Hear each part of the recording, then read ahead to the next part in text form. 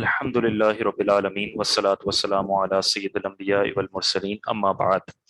Assalamu alaikum wa rahmatullahi wa barakatuhu. Sorry for missing the class last week. I have been really busy in Mahafil Miladun Nabi, both at my home, in my family, and few other activities as well. So inshallah, we'll continue from today, and I'll be sending some recordings as well for the to compensate for the missed classes earlier. So today we are going to study a very important topic.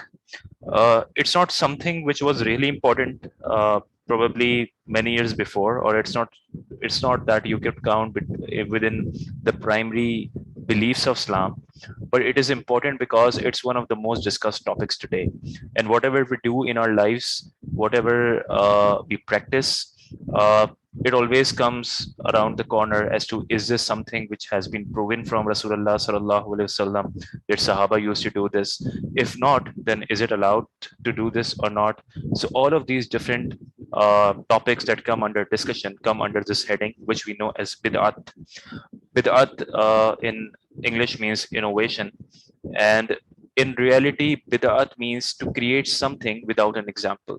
That is why Allah subhanahu wa ta'ala in Quran Kareem says, Badi us samawati wal ard, that He has created the heavens and the earth without any example, without any basis. So in real terms, Allah subhanahu wa ta'ala is Badi us samawati wal ard. He is a creator of the heavens and the earth without any basis, because he didn't have any example, any material, and without anything, without any symbol, he created everything.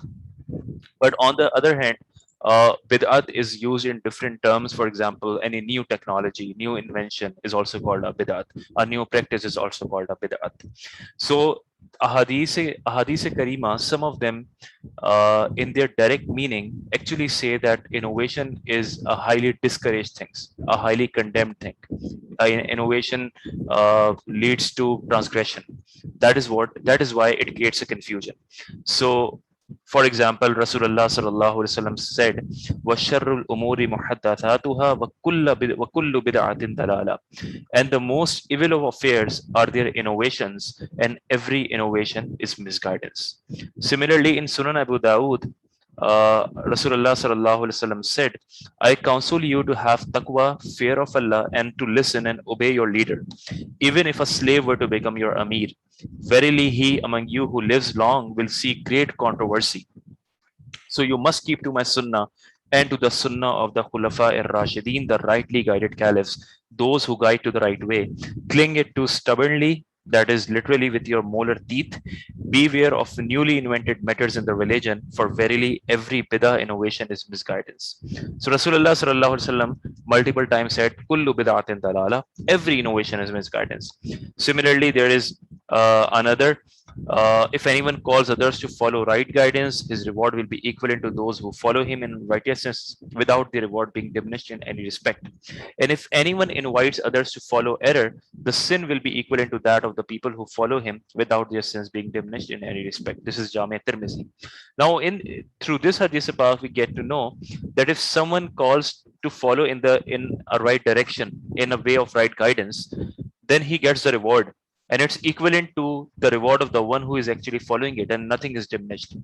This hadith Pak tells us that okay, it's possible to call someone to follow a new path without making it an innovation.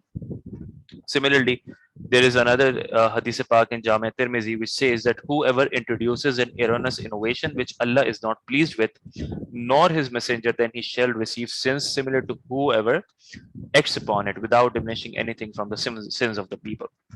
So this is basically the point of confusion, that if, for example, we are doing anything, we are driving our cars, we are having wedding ceremonies, we are making great houses, huge buildings, or coming to the pure religious aspect, we are having great mosques, we are having Mahafil Miladun Nabi, we are having Niyaz, we are having Khatme Bukhari Sharif, we are having Darse Nizami, different Aqaid courses, if we are having Sahih Bukhari, Sahih Muslim, different sciences of Islamic literature.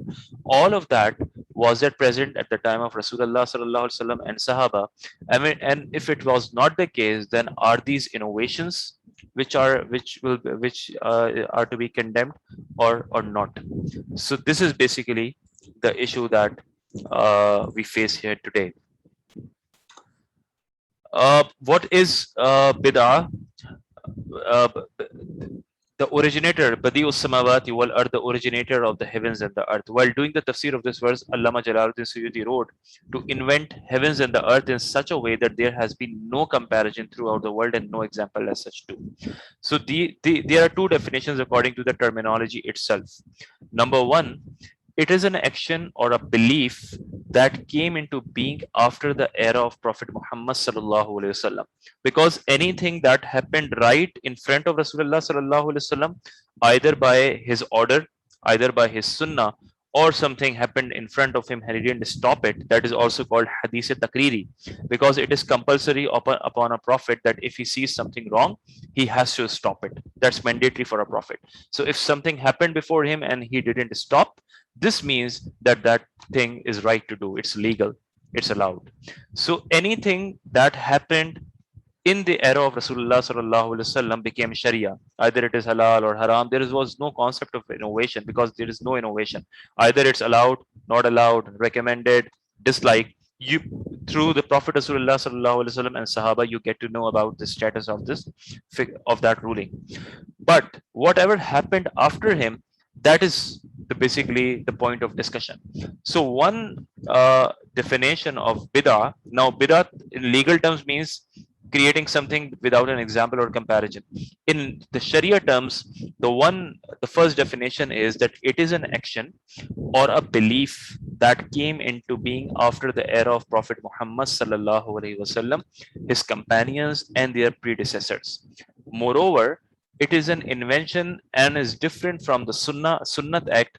Allama Jurjani writes that any action opposed by the Sunnah Act is an innovation, that is bid'ah. It is because the innovator invents it without any order by the leader, and it is an invention on which neither companions nor the predecessors of Prophet Muhammad sallallahu alaihi wasallam act upon, and so they are not upon from the topics which Sharia agrees upon or give examples of. Similarly, the other definition is an invention is an act that was not present in the innovation. An innovation is an act that was not present in the era of Prophet Muhammad sallallahu alaihi wasallam. Now, this is a more comprehensive, more general definition that anything that was not present, practiced in the era of Prophet Muhammad sallallahu alaihi wasallam is an innovation. Allama Nodi said that innovation is everything that is being acted upon. However, no example of it is found in the past. And in Sharia, it is everything that was not present in the era of Prophet Muhammad sallallahu alaihi wasallam. So, taking this definition, this means that every type of work that was not practiced present in Prophet Muhammad sallallahu alaihi wasallam's era, that is an innovation. Now coming to innovation. So according to the aforementioned explanations, there are 5 types of innovations. Mullah Ali Qari writes that Sheikh Alauddin Salam says in the end of Kitabul Qawaid that innovation is either wajib, for example, just like to understand the book of Almighty Allah and Prophet Muhammad sallallahu alaihi wasallam, it is vital to understand Nahv. And in the principle of jurisprudence and the science of criticizing and praising, Jarh wa Ta'dil has everything in order. So, for example, to understand Allah subhanahu wa ta'ala's book, Rasulullah sallallahu alaihi wasallam's hadith in Arabic, one has to understand Nahv, Sarf and Nahv, the grammar, morphology of Arabic. That was not necessary, compulsory for the native Arabic speaking people, but that is compulsory for everyone outside. So to study Nahv is at times wajib because, for example, in a city, you need to have at least one person, that is Farz Kifaya, who is knowledgeable enough, who can get answers to your Sharia questions from Quran and Hadith and Fiqh. So for those people, it is compulsory to understand Arabic grammar. So and reading and understanding Arabic grammar is an innovation, but this innovation is basically compulsory. Now this gets interesting. Or else it is haram, forbidden, like the religion of Qadariya, Marjiya, Mujassama, Jabriya, and the denial and opposition for innovation is wajib. At times it is haram, forbidden. For example, people who say that Qadariya, everything, a human has complete right over what happens. There is no concept of destiny, no concept of being forced upon anything, being a sole decision by Allah subhanahu wa ta'ala. Similarly, Marjiya, that there is no control, no discretion for the human. Everything has been decided. Mujassama, Jabriya. So these are the different sects that came out later, and these were the innovators. So the holding these types of beliefs are basically haram, and the denial and opposition for innovation is wajib. To deny this, to oppose this innovation is compulsory. Moreover, it is a collective and recommended duty to protect Islam from innovations, just like to protect the borders. A troop is formed, a formation of a group to form institute, and every favor that was not present in the older times, Taraweeh in congregation, for example. So, for example, the Taraweeh that you perform in congregation was not present in the era of Prophet Muhammad sallallahu alaihi wasallam, but it is present today. So, it is a type of innovation which is recommended, bid'at mustahabba. Similarly, or else it is makruh, that is an offensive act, disliked act, like to beautify masjid. And in the perspective of Shafi school of thought, to beautify the Holy Quran. However, in the perspective of Ahnaf, it is mubah, merely permitted neutral act. Or else it is mubah, like in the perspective of Shafi school of thought, to shake hands after Fajr and Asr, but it is makruh in the perspectives of Ahnafs. Or like extension in the house or in the meals. So all of these are basically different examples of innovations. So innovation can be compulsory, wajib, bid'at wajiba. It can be haram, that is a bid'at sa'iya, the real innovation that has been mentioned in ahadith. Similarly, it could be bid'at mustahabba, or it could be bid'at makruha. For example, reciting Durood Sharif before azan, that was not present in the era of Rasulullah sallallahu alaihi wasallam or companions. So we can only say that this is bid'at hasana, which means that is a good innovation. That is not something disliked. That is not something condemned, because reciting Durood Sharif at any time except a few makruh timings, it is allowed. So if someone is in a practice of reciting Durood Sharif right before azan, we cannot say that that is not allowed just because it was not present in the earlier times. If we say so, then we would be basically limiting the scope of the ayat of the Quran, which says, "Inna Allah wa malaikatahu yusalluna ala nabi," which does not specify any certain time to recite Durood Sharif. So all of these different things basically sum up to different types of innovations. Now the question would be, so why is it that Rasulullah sallallahu alaihi wasallam said, "Kullu bid'atin dalala"? Every innovation is wrong. Every innovation, wa kullu dalalatin, and every innovation leads to hell. Like why? So then we would say that no, here the bid'ah does not mean in general terms. That is, it does not mean that anything that happens after Rasulullah sallallahu alaihi wasallam. Here it means that anything which goes against the Sharia is basically an innovation which leads, which is basically wrong, and which will lead to hell, which basically leads to misguidance. And why do we say so? Like how, what beliefs, what proofs do you have to defend your case? Then we will come to examples that happened in the time of Sayyidina Siddiq Akbar, Hazrat Umar Farooq radiallahu ta'ala anhu, Hazrat Usman Ghani, Hazrat Ali karramallahu ta'ala wajhahul kareem. There are numerous examples that happened there in their era that was not present in the time of Rasulullah sallallahu alaihi wasallam. Those things happened, those Sahaba agreed to it, those Sahaba praised those acts, and these were the innovations which were actually at times compulsory or recommended. Thus, proving our case that every innovation is leads to misguidance basically means all those innovations which basically goes against the Sharia. So, for example, in the era of Hazrat Abu Bakr Siddiq radiallahu ta'ala anhu, narrated by Zaid bin Sabit al-Ansar, who was one of those who used to write the divine revelations, Abu Bakr sent for me owing to the large number of casualties in the battle of Yamama. While Umar was sitting with him, Abu Bakr said to me, Umar has come to me and said a great number of Qaris of the Holy Quran were killed on the day of battle of Yamama, and I am afraid that the casualties among the Qaris of the Quran may increase on other battlefields whereby a large part of the Quran may be lost. Therefore, I consider it advisable that you, Abu Bakr, should have Quran collected. Now, here is the point. In the time of Hazrat Sayyidina Siddiq Akbar, the war of Yamama happened. And many of the Hufaz Quran, the memorizers of the Holy Quran, got martyred in that battle. So people began discussing Hazrat Umar Farooq radiallahu ta'ala anhu.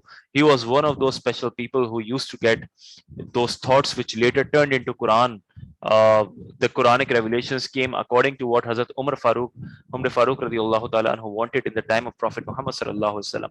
So this wisdom, this thought also came to Hazrat Umar Farooq radiallahu ta'ala anhu, that why don't we collect Quran? Because if the same goes on and the Huffazic Quran continue to die, then soon we will be coming to a situation where very few people will actually have memorized Quran. And what if we lost Quran? Or how do we protect it? Although they had a firm belief that Allah subhanahu wa ta'ala is going to protect it, because Allah subhanahu wa ta'ala says, inna nahnu nazzalna dhikra wa inna lahu lahafidhun, that indeed we have revealed this and we are going to protect it. But of course that's Allah's work, but the humans have to do something themselves. So Hazrat Umar Farooq told requested Sayyidina Siddiq Akbar, who was the caliph of that time, that you should work on the collection. Now the same question came to Hazrat Abu Bakr's mind.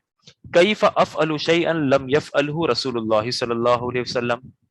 Hazrat Abu Bakr said, how dare I do something which Allah's messenger did not do? This is the question that everyone asks today.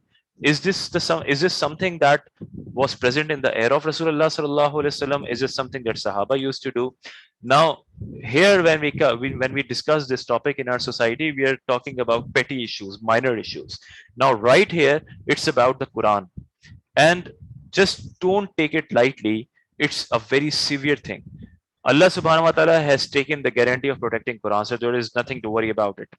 Rasulullah sallallahu alaihi wasallam, in the time of 23 years when the Quran was being revealed, he never ordered, never talked about collecting Quran in a single book. Quran was written on the leaves, on date palms, on branches, on trees. It was majorly memorized by many people. But Rasulullah sallallahu alaihi wasallam never said that you collect it within a single book, and then that book would be transferred and people would read that book and they would hold it as Quran. This was a big decision, and it was not really necessary. Like, it's okay if Allah is going to protect it, then there will always be some memorizers, and this could have continued.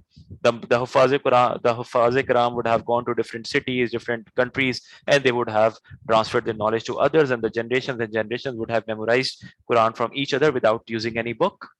That was completely possible and doesn't look like something which is unusual. But here, when Sayyidina Siddiq Akbar radiallahu ta'ala anhu shared his concern, Hazrat Umar Farooq said, Huwa wallahi khair, by Allah, it is something beneficial, it is for good. And then Siddiq Akbar said, Umar kept on pressing me for that till Allah opened my chest for that for which he had opened the chest of Umar. And I had in that matter the same opinion as Umar had. So this means that correcting Quran in a form of a single book was a big, very big innovation. But this was agreed upon by Sahaba. It was widely accepted by everyone. No one opposed it.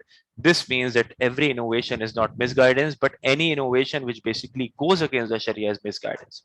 Now, some people say that anything that happened within the Sahaba's period is not innovation. It's okay, and they say that innovation will only come after the time of Sahaba and Tabaeen. Does that mean that in the time of Sahaba they were allowed to do anything?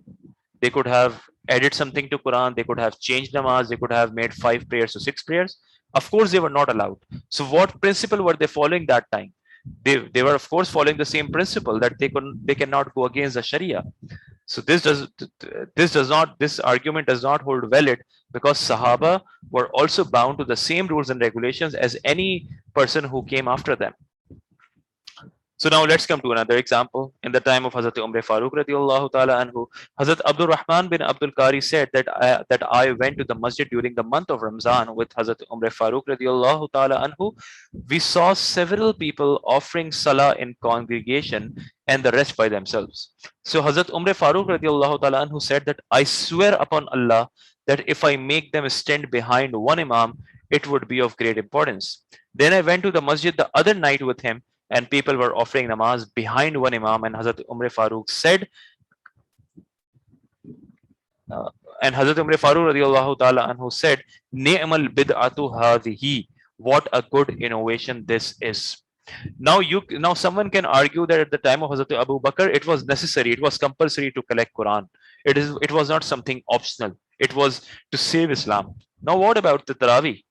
Like Rasulullah sallallahu alaihi wasallam led the prayer of Taraweeh for a couple of days, and then he didn't come outside. He would offer Taraweeh in his home, and Sahaba understood that, okay, this means that this prayer that we have been reading, that we have been offering for a couple of nights in Ramadan, this is not compulsory. This is optional, and this wasn't offered in congregation widely in the time of Rasulullah sallallahu alaihi wasallam. So there was no such practice. So that was okay. Like, what was the need of combining them under a one imam? Like, even if Hazrat Umar Farooq hadn't done it, some people still today in the after 1400 years would be, some would be offering at home, some would be in a little congregation. Not every mosque would be having a congregational Taraweeh prayer, and there was nothing wrong with that. There are many other nawafils as well that we do not offer in congregation, so Taraweeh could have been one of those. But here, Hazrat Umar Farooq radiallahu ta'ala anhu, by his own discretion, shared his opinion that what a good thing would be that if they gather under one imam, and when the other night they all were offering beside one imam, Hazrat Umar Farooq said, Ni'mal bid'atu hazihi. What a good innovation this is. This proves that innovation can also be good. It could also be a really better thing. That is why our ulama today, when people are really far from deen, they're not interested, they do not come to masajid except for Jummah at the very last moment. That is why our ulama say that the nawafil of Shab Barat or any other nawafil can be prayed in congregation. That because so that people gather, people try to come close to masajid, they come close to Allah subhanahu wa ta'ala, they get interested in those things. Similarly, let's talk about the era of Hazrat Usman Ghani radiallahu ta'ala anhu. In the lifetime of the Prophet Muhammad, Prophet sallallahu alaihi wasallam, Abu Bakr, Hazrat Umar, the azan for the Jummah prayer used to be pronounced when the imam sat on the pulpit. But during the caliphate of Usman, when the Muslims increased in number, a third azan at Az-Zawra was added. Abu Abdullah said Az-Zawra is a place in the market of Medina. Now, right from Rasulullah sallallahu alaihi wasallam, Hazrat Abu Bakr, Hazrat Umar, there was only one azan, and that was when the imam used to sit in mimbar for khutbah. That was the time when azan was given, and people, on hearing that azan, they used to come to mosque. But as time passed, people slowly become detached from deen. They were not so devoted, they got busy in their lives. So Hazrat Usman Ghani radiallahu ta'ala anhu felt that when the azan is given, people are so engaged in their trading and activities that they have become used to missing khutbah or missing prayer, because when azan is given, then they basically try to wind up things and close off things, and when they come to masjid, they come at the very last moment. So they are basically losing the spirit of Jummah. Now that was okay if Hazrat Usman Ghani radiallahu ta'ala anhu would have kept it this way. Like, there are many other things which have lost spirit. Many people don't come to masajid at all, or many people don't offer prayers at all. But Hazrat Usman Ghani radiallahu ta'ala anhu, he ordered that another azan, which was before this point, to be given, so that people know that it is Jummah, and they begin to close off their shops, close their trading, prepare for Jummah, and come to mosque before the actual azan, which is given when the imam sits on mimbar for khutbah. So this was also an innovation which came in the time of Hazrat Usman Ghani radiallahu ta'ala anhu. All companions accepted it, embraced it, and then this was widely followed throughout the world, given today that it is a common practice, a widely accepted practice all over the world in the Muslim world. Similarly, a very nice example from Hazrat Abdullah ibn Masud radiallahu ta'ala anhu. It is narrated that Abdullah used to give a religious talk to the people on every Thursday. Once a man said, "Oh Aba Abdul Rahman, I wish you could preach to us daily." He replied, "The only thing which prevents me from doing so is that I hate to bore you, and no doubt I take care of you in preaching by selecting a suitable time, just as the Prophet used to do with us, for fear of making us bored." So this means that Hazrat Abdullah ibn Masud radiallahu ta'ala anhu, he used to deliver a lecture, and that religious talk was only given on every Thursday. Now, was Thursday ordered by Rasulullah sallallahu alaihi wasallam? Was it present in Quran? Was it present? Was it practiced by Rasulullah sallallahu alaihi wasallam? No. Hazrat Abdullah ibn Masud selected a point, a night on his own, and he used to follow it. This means that selecting a day for a certain ibadah and not considering it compulsory wajib is perfectly all right. That is only for convenience. So that is why Rasulullah sallallahu alaihi wasallam, that is why this is also a type of innovation, that is specifying a day for the Darse Quran. But of course, that was not condemned, or that is not something which can lead to misguidance. Any person who thinks that this could lead to misguidance is of course nonsense. So then look at all the innovations in the rest of the eras, the timings of the congregation. In the previous times, there was no timing for the congregational prayer for the 5 times. Rasulullah sallallahu alaihi wasallam used to come, Sahaba used to gather, they offered namaz. There was no certain specific time. Even later, there was no certain specific time, but then the timings were fixed, and those timings are followed throughout the year. So if the time of Zuhr in a mosque is at 1:30 p.m. in the afternoon, that is followed and has been followed by years and years, and it is never changed. So these are all the things which are innovations, but they are widely accepted in for all sects in Islam, and there is no issue with that. Similarly, Arab of Holy Quran, the original Arabic script did not have any Arab, that is a Zabar Zer Pesh, because Arabs could read that. But later those Arabs were added. So just think about the Quranic text being modified and Arabs being put on it. This is of course an innovation, but you would find that every sect of Islam purchases, prints, writes the Quran with Arab, and no one has any issue with that. Similarly, the dome of the masajid, all of those were built later. Establishment of Islamic institution, there was no concept of Islamic institution. People used to study from different teachers. There were no particular sciences, no particular courses. Their proper course outline, beginning and ending of the year, construction of homes. So there was no that 8-year Darse Nizami, 10-year Darse Nizami, Mufti course. There was no such thing. No, these are all types of innovations. Construction of homes, ways and procedures of marriage, kalmas of Islam, the six kalmas of Islam that you read and memorize, all of them came later. They were not present in the earlier times. Iman-e Mujmal, Iman-e Mufassil, the 30 juz of Quran has been divided in 30 parts, and it is published, it is printed in this way throughout the world. No one knows who divided that. It happened in the time of at the time of Hajjaj bin Yusuf, but it was divided, everyone accepted it, and now everyone prints it that way, and no one has an issue with it. So these are all of the different examples which are innovations which were not present in the time of Rasulullah sallallahu alaihi wasallam, but every sect of Islam accepts it and does not have an issue. Similarly, Rasulullah sallallahu alaihi wasallam said, "Ke Allah has protected you from 3 things, that your Prophet should not invoke a curse on you, and should all perish, and that those who follow what is false should not prevail over those who follow the truth, and that you should not all agree in an error." La tajtamiu ala dalala. Rasulullah sallallahu alaihi wasallam has said that Allah subhanahu wa ta'ala will never gather you upon error. So you will never agree. All of those people will never agree upon error. The majority would always be on the right path. So that is it. Now think about the different issues that are discussed in our society. For example, Mawlidun Nabi, that Mawlidun Nabi is a bid'ah. It was neither celebrated in the time of Rasulullah, nor in Sahaba, nor in Tabi'een. Now,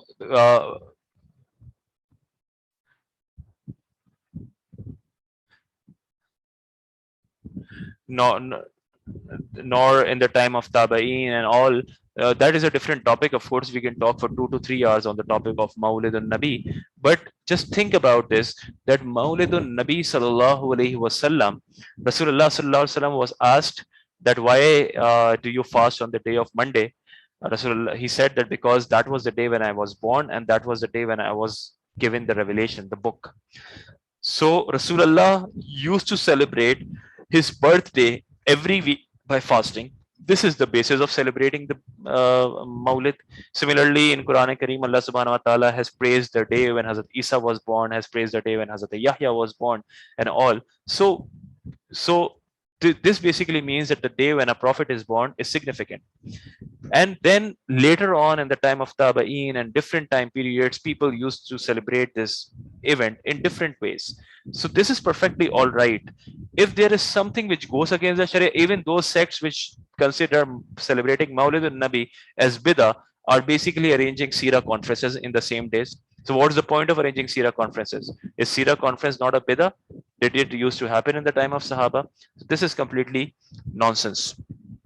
Similarly, just think about the Gyarvi, Barvi, Soyam, Chaliswa. People say that this Soyam, the third day when people gather to do Isale Sawab, the 40th day when people gathered for Isale Sawab, that is a bid'ah innovation, that is wrong. Of course, it is not a bid'ah, because no one holds it compulsory to gather upon the third day. No one holds it compulsory to gather upon the 40th day. No one holds the belief that if we read Quran on third day, that would hold more virtue as compared to when we read Quran on the fourth day. No one considers this. Every single person knows that it is only a point of convenience. And even today in our times, no one strictly follows the third day. So if fourth day is a Sunday or a weekend, they keep Soyam on the fourth day. If second day is a weekend, they keep Soyam on the second day. It's all about convenience. But this actually makes it easier for people that, okay, this person has died. The Soyam would be on second, third, fourth day. We will gather and we will read some Quran for him. We'll pray for him. Similarly, when the 40th day complete, they know that it has become a habit, a time of convenience that, okay, we'll gather and we will do some Isale Sawab for him. So that is, all of these are not bid'ah. These are innovations in a literal sense, but all of these are bid'ate hasana, and these are perfectly allowed when we talk about Sharia. So, and then you see all the examples that happened in the time of Sahaba. So that's it from today. If you have any questions regarding bid'ah, that is, we can talk more about it, but I think that's okay. That's comprehensive. We have studied enough. So if still if you have any question around it, please feel free to message me on WhatsApp and I'll reply it. Thank you so much. Assalamu alaikum wa rahmatullahi wa barakatuh.